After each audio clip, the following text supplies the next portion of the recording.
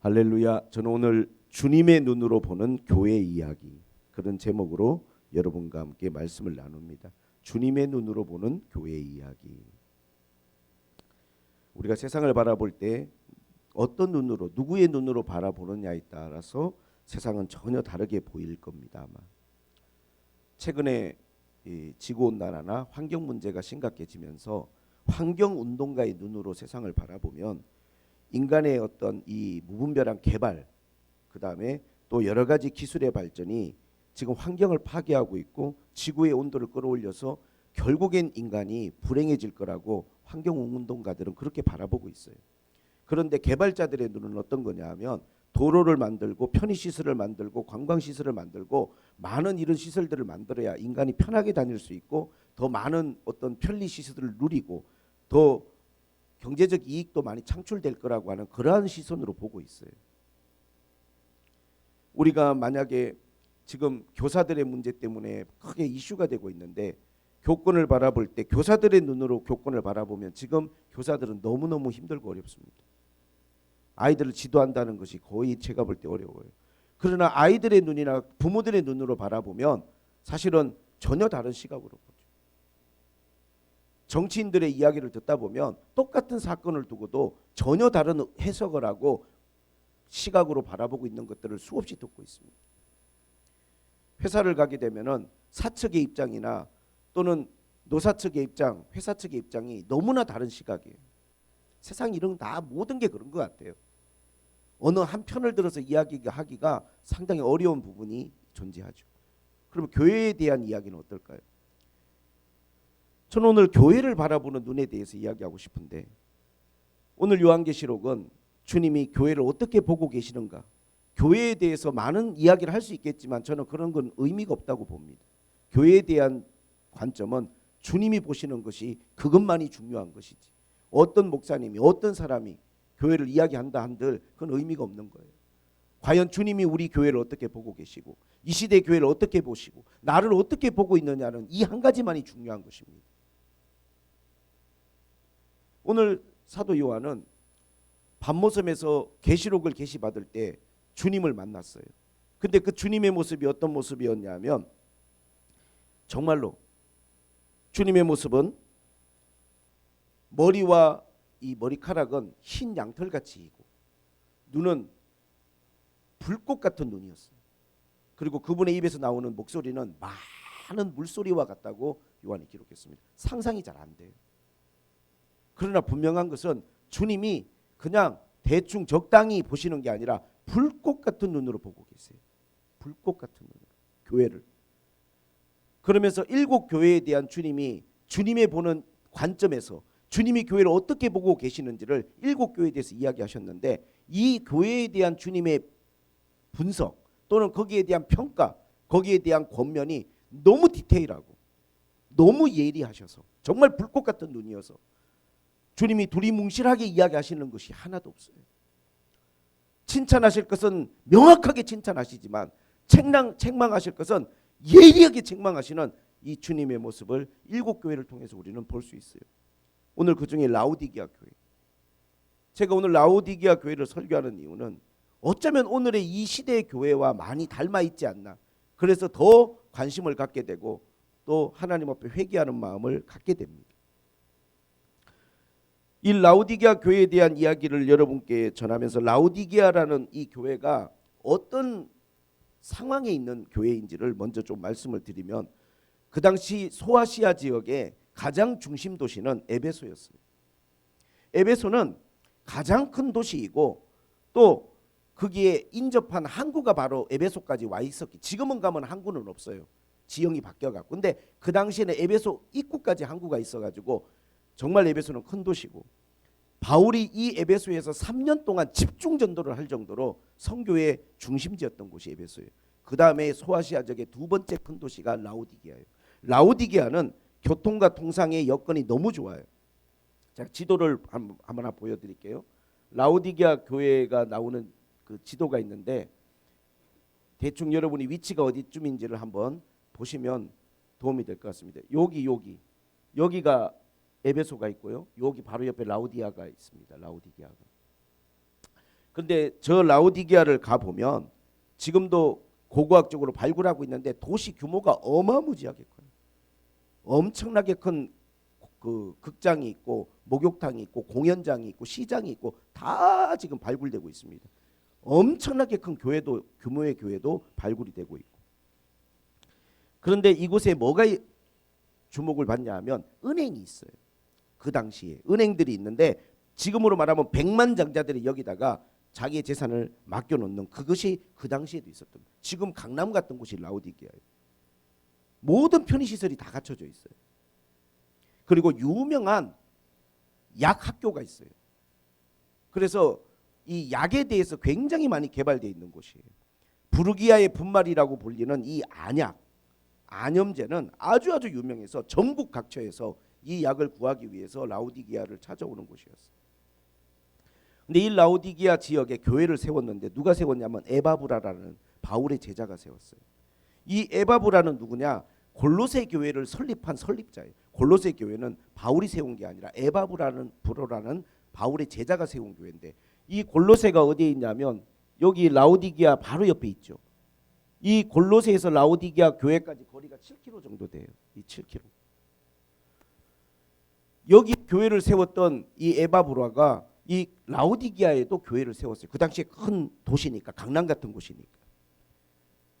그런데 이 교회가 오늘 보니까 주님께 크게 두 가지 책망을 받았어요.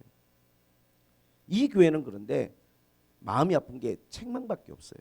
근데 두 가지 책망이 뭐였냐면 첫 번째는 그거예요. 오늘 여기 본문에 보니까 내가 네 행위를 아노니 네가 차지도 않고 뜨겁지도 아니하도다. 네가 차든지 뜨겁든지 하기를 원하노라 그랬어. 네가 이같이 미지근하여 뜨겁지도 아니하고 차지도 아니하니 내 입에서 너를 토하여 버리리라. 이 교회의 첫 번째 주님이 불꽃 같은 눈으로 볼 때 문제는 그들이 미지근한 신앙을 가졌다는 거예요. 미지근한 신앙. 근데 이 미지근하다는 표현, 뜨겁지도 차지도 않다는 이 표현은 이 지역이 가지고 있는 아주 특수성 때문에 주님이 표현하신 거예요. 이 지금 라오디게아 지역 옆에 골로새가 있고 바로 거기 위로 7km 북쪽으로 히에라볼리라는 곳이 있어요. 히에라볼리 사진을 하나 제가 가지고 왔는데 한번 보실래요? 아주 유명하죠. 파묵갈레라고.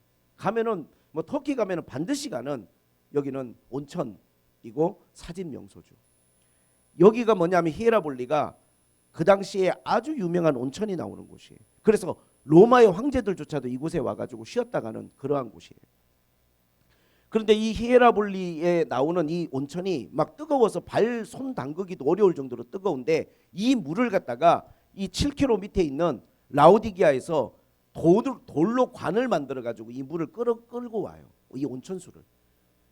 그러면은 이 라오디게아에 왔을 때 이 물은 목욕탕이 많이 발전을 했어요. 왜냐하면 온천수를 끌어다가 따뜻한 물로 목욕할 수 있도록. 거기는 온천이지만 여기는 목욕탕인 거예요. 7km 오다 보니까 물이 식잖아요. 그러니까 우리가 살아가는 데는 이거를 활용할 수 있고 아무 문제가 없어요. 이 미지근하다는 것이 우리가 살아가는 데는 문제가 없는 거예요. 왜? 이거를 목욕탕으로 활용할 수 있고 이 온천수를 통해서 얼마든지 그 사람들이 문화를 누릴 수 있는 거죠. 근데 이거를 주님은 영적으로 바라봤어요. 이 미지근함이, 그래서 모든 사람들이 누리고 있는 그 모든 상황이 신앙적으로 보면 주님이 토하여 버리고 싶을 만큼 내가 토하여 버리리라 아주 극단적으로 주님이 말씀하시죠. 적당히 말씀하시지 않아요. 이럴 정도로 주님은 여기에 대해서 비판적인 이야기를 하셨습니다. 신앙이라는 게 저는 똑같다고 생각합니다. 한때는 불같이 뜨거웠던 때가 있죠. 응? 저 히에라볼리에서 파묵갈레에서 나오는 온천수처럼 정말 뜨거운 우리가 인생의 순간이 있었겠죠. 그러나 세월이 지나고 시간이 지나고 흘러 가다 보니 지금은 미지근한 신앙으로 그냥 우리가 정말 이도저도 아닌 적당함을 그냥 유지하면서 그런 신앙으로 우리가 하나님 앞에서 살아가고 있는 건 아닌지 우리 자신을 돌아보게 하는 말씀입니다. 주님은 말씀하셨어요. 열심을 내야 된다고. 이걸 회복해야 되는 거예요. 우리가 하나님 앞에 신앙생활은요 정말 열심히 해야 돼요. 신앙이 뜨겁다는 게 뭡니까? 신앙이 뜨겁다는 것은요 신앙에 열심을 내는 거예요. 주님 그러잖아요. 열심을 내라고. 열심을 내라. 좀 예배도 열심히 드렸으면 좋겠고 찬양도 좀 열심히 했으면 좋겠고 말씀도 열심히 들었으면 좋겠어요. 그냥 적당히 기도하고 가고 적당히 예배드리고 가고 이 적당함에 젖어 있는 신앙이 미지근한 신앙이에요. 하나님을 만나려고 왔으니까 은혜 받으려고 왔으니까 이런 갈급함과 사모함을 가지고 마음을 좀 다하고 열심을 다하고 지금이 어떤 때입니까? 정신을 차려야 될 때고 없던 열심도 우리가 정말 찾아내야 될 때인데 그러나 우리의 삶으로 가보면 미지근한 신앙으로 신앙이 없는 건 아니지만 정말로 미지근한 신앙으로 주님이 우리를 바라보면서 교회를 라오디게아 교회를 바라보면서 너희들이 그 미지근한 물로 목욕을 할 수 있을지는 몰라도 그것이 신앙이라면 나는 토하여 버릴 것이라고 주님이 그들에게 책망을 하셨습니다. 분명히 뜨거운 순간이 있었어요. 분명히 타오르는 순간이 있었다고 우리도. 에베소 교회 말씀하셨잖아요. 처음 사랑을 회복하라고. 처음 사랑을. 이런저런 일이 있었겠죠.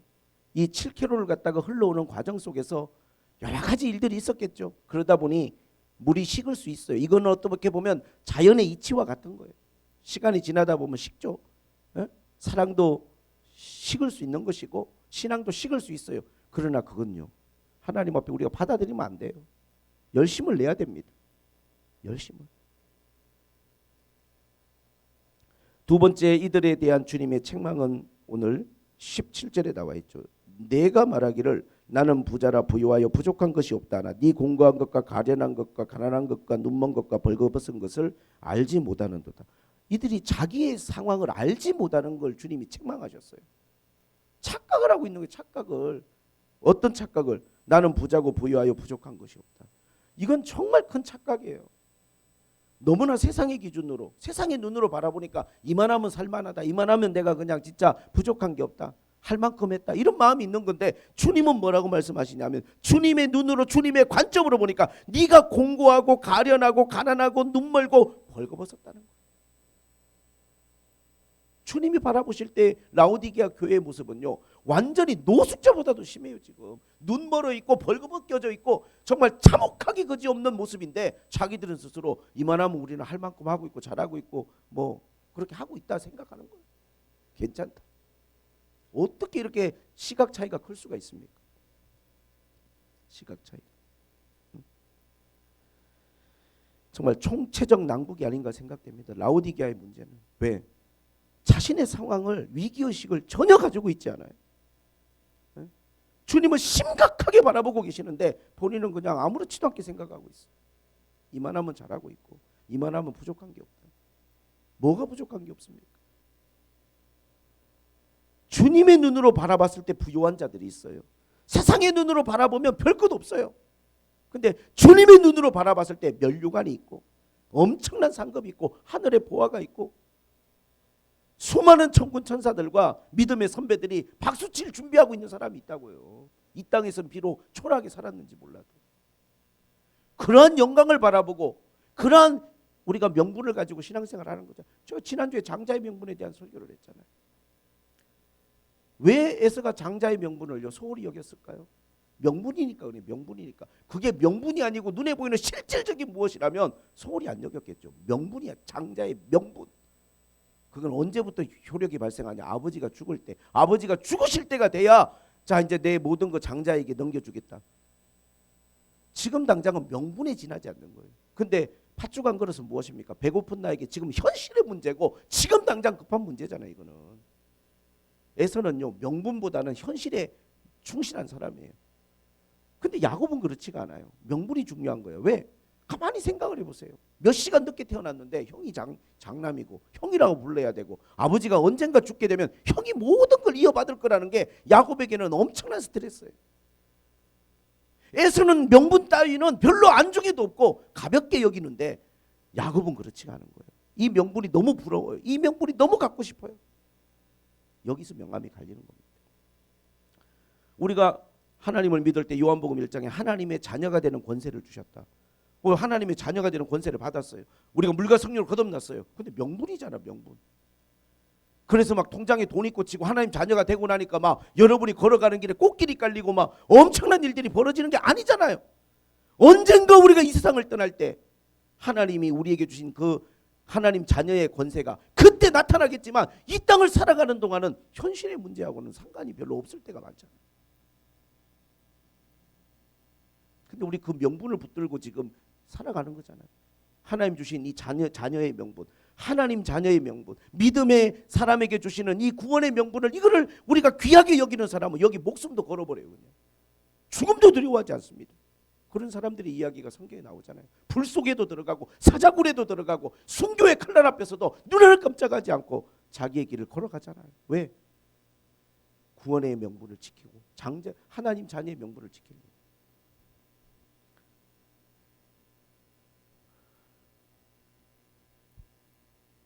오늘 우리가 주님의 눈으로 바라볼 수 있어야 돼요.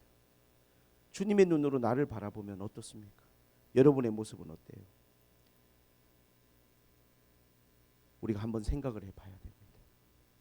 나의 눈이 아닙니다.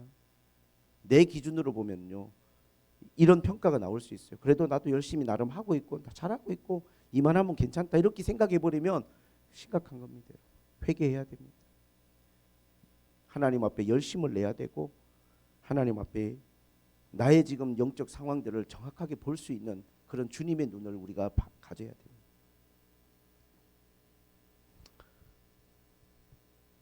이 문제를 해결하기 위해서 주님은 오늘 여기 보니까 세 가지 방법을 제시했어요. 이걸 어떻게 해결할 것인가. 이 총체적 난국을. 근데 제가 보니까 이 두 가지 문제의 핵심은 그거예요. 이들이 부요하다는 게 문제더라고요. 먹고 살만한 거. 그러니까 신앙도 미지근해지고 그러니까 그냥 영적으로도 이렇게 침체되는 거예요. 이게. 이런 것과 연동이 돼 있어요. 근데 여기에 대해서 주님께서 첫 번째 해결책은 뭐냐 하면 18절에 내가 너를 권하노니 권면이에요. 내게서 불로 연단한 금을 사서 부요하게 하라는 거예요. 내게서 불로 연단한 금을 사서 부요하게 하라는 거예요. 불로 연단한 금이 뭡니까? 불로 연단한 금. 그냥 금이라는 게 아니라 불로 연단해버리면 순금이 돼버려요. 금에다가 불을 가하고 열을 가하면요 다 찌꺼기가 녹아버리고 순금이 되잖아요. 우리의 믿음이 좀 순수해야 되고 하나님 앞에 정말로 어렵고 힘든 걸 이겨낸 고난을 이겨내고 어려운 걸 이겨내는 그 믿음은 어떤 믿음이냐? 불로 연단한 믿음이에요. 힘든 거를 자꾸 우리가 신앙생활하면서 피해버리면 안 돼요. 그러면 내가 불로 연단한 금이 되지 못하고 미지근한 신앙으로 우리가 그렇게 갈 수 있는 거예요. 이 미지근한 신앙에서 벗어날 수 있는 길은 뭐냐면 불로 연단한 금을 사야 돼요. 불로 연단한 금. 근데 그걸 누구한테서 사느냐? 내게서 사라는 거예요. 주님께. 지금 어렵고 힘든 분들이 있죠. 여러분들이 이것을 정말로 주님이 주시는 믿음으로 잘 이겨내면 여러분들이 불로 연단한 금을 사서 여러분들의 하나님 앞에 인정과 칭찬받을 수 있는 그러한 정말로 아름다운 믿음으로 여러분이 승리하게 될 줄로 믿습니다. 할렐루야. 기도로 이겨내고 믿음으로 이겨내야 됩니다. 그러면 불로 연단한 금을 사는 사람이 되는 거예요. 또 하나는 뭐라고 말씀하셨냐면 18절에 보니까 흰옷을 사서 입어 벌거벗은 수치를 보이지 않게 하라. 그래서 흰옷을 사서 입어 벌거벗은 수치를 보이지 않게 하라. 여러분 흰옷을 사서 입어 벌거벗은 수치를 지금 벌거벗었는데 흰옷을 사서 입으라는 건 뭡니까? 요한계시록 우리가 보니까 19장에 이 흰옷에 대한 이야기가 나와 있죠. 19장 7절부터 읽습니다. 8절 그에게 빛나고 깨끗한 세마포 옷을 입도록 허락하셨으니 이 세마포 옷은 성도들의 옳은 행실이로다 하더라. 빛나고 깨끗한 세마포 옷, 하얀 이 세마포 옷을 입도록 허락하셨는데 이 세마포 옷은 성도들의 옳은 행실이라는 거예요. 믿음의 선한 싸움을 싸우라고 제가 지지난주에 설교했죠. 믿음의 선한 싸움의 첫 번째가 뭡니까? 의와 의. 옳은 행실이 옳은 거. 옳은 걸 따라가야 돼요. 옳은 걸. 항상 우리는 어떤 거를 선택하고 결정하고 따라갈 때 옳은 걸 따라가야 돼요. 하나님 앞에서 옳은 거. 그렇게 우리가 하나님 앞에 살아가는 게 뭐냐? 옳은 행실. 내가 어떤 행동을 해요. 어떤 말을 하고 행동을 할 때 이게 옳은 일인지를 생각하세요. 옳은 일인지를. 옳은 일인지를 생각하고 나면요. 화를 낼 수가 없어요. 화를 내는 게 옳지 않거든. 의로운 일을 위해서 의분이 난다. 불의한 걸 보면서 그건 저는 동의할 수 있어요. 저도 그런 게 있어요. 근데 자기 감정에 막 해서 화가 나고 화를 내고 응?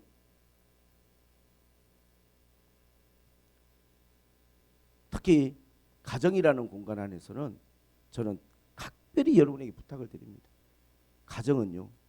화를 내면 안 되는 공간이에요. 정말 잘못한 일을 봤을 때, 불의를 봤을 때는 기도하고 할 수 있죠.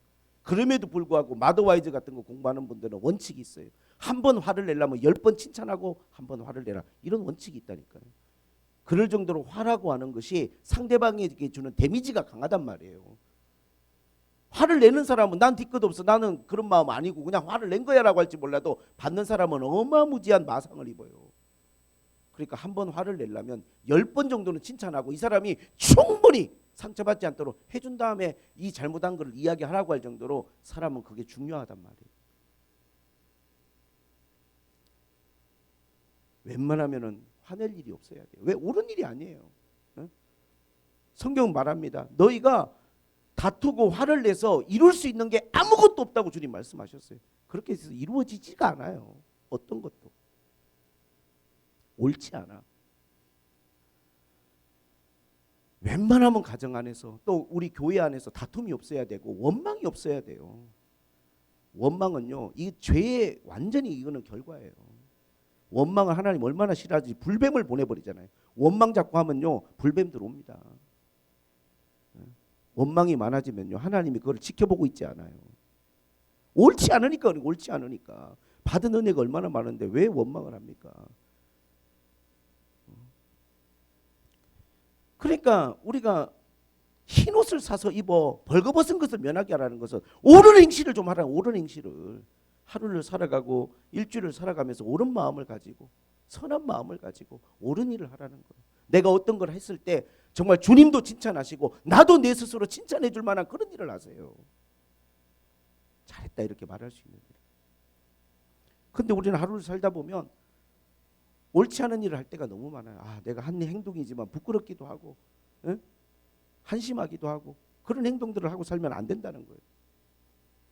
그리고 주님이 또 하나 말씀하신 건 뭐냐면 눈에 안약을 사서 발라 보게 하라는 거예요. 이게 제일 문제예요. 이게 뭐 눈이 지금 가려져 가지고 정확하게 객관적으로 보지를 못하고 있어요. 나는 부유하다 이런 소리나 했었고 이만하면 살만하다. 미지근한 것도 그냥 따뜻하니 목욕하기 좋다. 아니 눈이 가려져 있으니까 자기가 벌거벗은 게 보이길 하나. 자기의 영적 문제의 모든 문제가 보이질 않는 거야. 이 눈이 뭔가 떠져야 이게 보이지. 이게 문제가 있구나. 이거 좀 심각한 문제구나. 하나님 앞에 정말 기도해야 되겠구나. 이런 마음이 생길 거 아니겠습니까? 눈이 열려야. 안약을 사서 먹고. 이러한 것들이 주님이 우리에게 주시는 권면인데 이거 누가 우리에게 주실 수 있냐면 주님께 살라는 거예요. 주님께 도움을 구해야 돼요. 불로 연단한 금도 주님이 주시는 것이고 믿음의 옳은 행실도 주님께 구해야 되는 거예요. 주님, 내가 이렇게 살아갈 수 있도록 도와주세요. 저 알잖아요. 감정도 부족하고 의지도 부족하고 마음도 연약하고 상처도 잘 받고 저 정말 이렇게 살아가기 부족하고 연약한 저 사람이니까 주님 제가 옳은 길을 갈 수 있도록 하나님 나를 도와주세요. 주님께 사면 돼요. 그럼 주님이 우리에게 도움을 주시고 은혜를 주시고 힘 주신단 말이에요. 근데 주님께 사지 않고 이거를 내 의지로 한번 그럼 나도 오늘 말씀 들었으니까 살아봐야겠다. 반나절도 안 돼 갖고요. 올라와요 또 이런 게. 한마디만 들으면 또 나오는 거예요. 절대 안 됩니다. 주님께 사요. 주님만이 여러분을 바꿀 수 있고 주님만이 나를 변화시킬 수 있는 거예요. 간절히 기도해야 됩니다. 그렇게 해서 우리가 하나님 앞에 새로워질 필요가 있죠. 자, 그런데 오늘 저는 가장 의미를 두고 이 이야기를 하고 싶은 이야기가 하나 있어요. 이 라오디게아 교회에 대해서 주님이 그냥 불꽃 같은 눈으로 바라보면서 막 책망만 그냥 막 미지근하니까 토하여 내치리라 이 벌거벗고 막 주님이 지금 책망을 쏟아 놓으시는데 주님의 마음은 뭘까요? 이런 이야기를 하시는 주님의 이 마음, 이 교회를 바라보는 주님의 마음이 어떤 것인가가 정말 중요한 거예요. 이걸 이야기하고 싶은 거예요. 첫 번째는 어떤 마음이냐 하면 19절에 보니까 물은 내가 사랑하는 자를 책망하며 징계하노니 그렇게 이야기했어요. 주님이 이게 지금 뭐 화가 나시고 막 못마땅하고 미워 죽겠고 그냥 이것들 당장 쓸어버리고 이런 마음으로 지금 이렇게 하시는 게 아니라 사랑하기 때문에 징계하고 책망한다는 거예요. 한때는 너희도 뜨거웠던 때가 있고 한때는 너희들이 하나님 앞에 열심을 냈던 때가 있는 그때를 주님은 항상 생각하면서 회복되기를 바라고 새로워지기를 바라고 주님이 하시잖아요. 내가 사랑하는 자를 징계하고 책망하는 이런 말 하는 거, 쓴소리 하는 거, 내가 이런 이야기 하는 거 사랑해서 하는 거야. 가끔 그럴 때 있어요. 사랑해서 해도 듣기 싫은 소리만 하면 아이들도 싫어하고 성도들도 싫어하고 좋은 소리만 듣고 싶어하고 그런 말 잘 못하죠 우리가. 아무리 사랑해서 한다고 해도 아까 말한 것처럼 상처받을까 봐 걱정되고. 근데 주님은요 하시죠. 주님은 의로운 분이시고 정말 우리를 구원하셔야 될 분이기 때문에 책망하실 때는 불꽃 같은 눈으로 보고 예리하게 책망하시지만 주님의 진심은 내가 사랑하는 자를 징계하고 책망하는, 너희를 사랑해서 하는 말이야. 미워서 하는 말이 아니야. 아직도 너희들에게 기회가 있어. 열심을 내라. 회개하라. 기회를 주시는 거죠. 기회를 주시는 거예요. 우리가 보기에는 이 교회가 정말 총체적 난국, 이래갖고 이게 도대체 이 교회가 신앙생활을 할 수 있을까 할 정도인데 주님은 사랑하고 계시고 그들에게 열심을 내라고 기회를 주시죠. 두 번째 주님의 마음은 20절에 볼지어다 내가 문 밖에 서서 두드리는 누구든지 내 음성을 듣고 문을 열면 내가 그에게로 들어가 먹고 그는 나로 더불어 먹으리라. 주님이 문을 두드리고, 이게 주님의 마음이에요. 아니 이 교회가 가만 보니까요 열심히 없고 미지근하고 이러면서 어느 순간 주님이 지금 문 밖으로 내밀어놨어. 자기들의 삶 속에 생활 속에 주님이 없어. 전에는요 뭐 밥 먹을 때도 우리가 기도하고 운전할 때도 먼 길 가면 기도하고 출발하고 무슨 일을 하든지 시작할 때도 기도하고 새벽 예배하고 집에서 뭐 하고 모든 일에 주님을 끌어들이고 주님 없이는 안 된다고 주님을 계속 우리의 삶 가운데 정말 내 삶의 중심으로 주님을 모셔드리고 뭐 사업 예배드리고 가정 예배드리고 뭐 새벽 예배드리고 무슨 예배드리고 계속 주님을 초청하는데 어느 시간이 되면 뭐 밥 먹을 때도 기도도 않고 밥 먹고 뭐 운전할 때도 뭐 기도도 안 하고 운전하고. 왜? 그냥 뭐 그런 거 뭐 조금씩 그냥 주님이 내 삶에서 문 밖으로 밀려나는 거야. 그렇게 부르질 않아. 주님을 요청하지 않아. 주님 필요합니다. 헬프 이런 게 없어. 왜? 먹고 살만하니까. 뭐 그렇게 크게 주님의 도움을 안 받아도 그냥 직장 생활하고 내 살아가는데 큰 문제 없으니까. 어느 날 보니까 주님이 문 밖에서 지금 나 문 좀 열어줘 두드리고 계시는 거예요. 근데 사람들이 이렇게 주님을 문 밖으로 내몰고 난 다음에 어떤 상황이 펼쳐지느냐 보니까 주님이 문을 두드리면서 하신 말씀에 주목을 해야 돼. 뭐라고 했느냐? 문을 열어주면 내가 너에게로 들어가 너와 더불어 먹고 너는 나와 더불어 먹으리라. 왜 먹는 이야기를 하셨을까? 사실요 주님과 멀어지면 제일 문제가 우리의 마음에 잔치가 없어져요. 잔치가, 즐거운 식사가. 인생의 즐거움과 재미와 정말 기쁨이 사라져버립니다. 먹고 살만한지는 모르겠지만 마음에 낙이 없고 의미가 없고 재미가 없고 즐거움이 없어져요. 점점 인생이 맨날 하는 소리가 외롭다. 그냥 뭐 의미를 잘 모르겠다. 왜 그럴까요? 주님이 지금 문 밖으로 밀려나 계시니까 그런 거예요. 주님은 이런 이야기를 하십니다. 문을 열어달라는 거예요. 그럼 내가 들어가서 너와 더불어 먹고 너는 나와 더불어 먹고 뭐 하자는 겁니까? 같이 밥 먹고 잔치하고 즐겁고 기쁘고 다시 너의 삶의 축제가 시작되고 다시 너의 인생에 너의 가는 길에 즐거움이 시작되고 내가 너의 기쁨이 되어주고 너의 즐거움이 되어주고 너와 함께 먹고 너와 함께 마시고 내가 너와 함께 동행하고. 주님 그렇게 하고 싶다는 거예요. 주님을 문 밖으로 몰아내놓고 그 인생에 무슨 즐거움이 있겠습니까? 자꾸 짜증만 올라오고. 이게 주님의 마음이에요. 문 좀 열어라. 다시 나 좀 불러. 네 문 안으로 들어갈 수 있도록 열어달라. 주님이 우리에게 두드리십니다. 어떤 우리가 이번에 수련회 하면서 청소년 이 주제로 수련회 했는데 애들이 그냥 문을 확 열어 제껴버리고 들어오시면 안 되나는데 주님은 그런 분이 아니시죠. 그냥 우리의 동의도 없이 그냥 막 주님이 그냥 막 우리 마음속으로 그냥 주님이시라고 막 그냥 쑥 열고 들어오는 분이 아니에요. 동의해야 됩니다. 여러분들이 주님을 갈망해야 되고 동의해야 되는 것이죠. 이게 주님의 마음이에요. 사랑하시는 마음, 나와 더불어 먹고 마시고 나와 함께하고 싶은 마음. 21절에 이기는 그에게는 내가 내 보좌에 함께 앉게 하여 주기를 내가 이기고 아버지 보좌에 함께 앉은 것과 같이 하리라. 주님은요, 이 라오디게아 교회에 보좌에 함께 앉을 수 있는 그 기회, 그 영광이 아직도 너희들에게 있다고 제안하십니다. 이기는 자에게. 이 모든 나의 연약함과 나의 신앙적인 총체적 침체됨을 이겨내고 극복하는 자에게는 주님이 함께 보좌에 앉게 되는 영광을 누리게 해주시겠다고 약속을 주셨습니다. 저는 라오디게아 교회를 볼 때마다 이 교회는 칭찬받을 게 하나도 없고 책망받을 것밖에 없는 교회구나라는 생각을 했는데, 이번 제가 설교를 준비하면서는 다른 마음이었어요. 더 하나님의 이 교회를 바라보는 하나님의 마음에 제 마음이 더 많이 가더라고요. 하나님이 이들을 정말 사랑하고 계시고 정말로 이들이 돌아와서 하나님 앞에 구원받기를 원하고 기회를 주시고 문을 두드리고 계시고. 사랑하는 샘물길 교회 성도 여러분, 여러분의 마음의 온도는 몇 도입니까? 여러분의 신앙의 온도는 몇 도입니까? 지금도 주님을 생각하고 갑자기 찬양을 부르다가 눈물이 나고 마음이 뜨거워지는 경험들이 있습니까? 어떤 인생의 문제 앞에서 조용히 주님께 물어보고 내 마음에서부터 들려오는 세미한 주님의 음성을 듣고자 하는 그러한 시간들을 갖고 계십니까? 한번 여러분 자신의 신앙을 한번 체크해보고 점검해보는 그러한 시간이 있었으면 좋겠고, 그리고 내가 다소 지금 기도 생활이나 신앙 생활이 부족해도 주님이 여러분을 어떤 마음으로 바라보고 계시는지도 여러분들이 주의 깊게 관심 있게 느끼셨으면 좋겠어요. 주님이 너무나 아끼고 사랑하신다는 것을 알았으면 좋겠어요.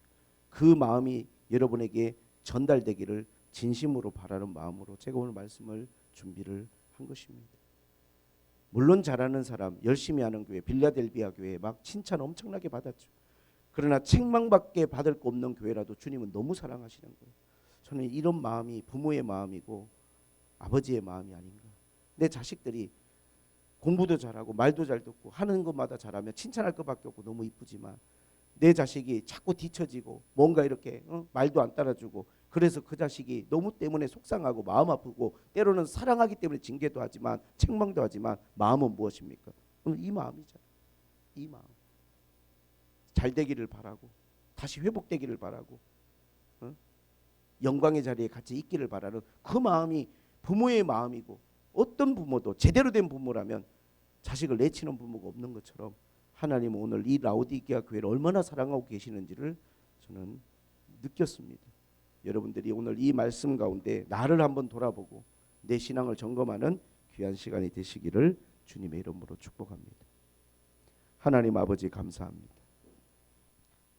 부족한 교회일지언정 주님께서 사랑의 마음으로 감싸주시고 기회를 주시고 권면을 주시고 방향을 제시해 주셔서 감사드립니다.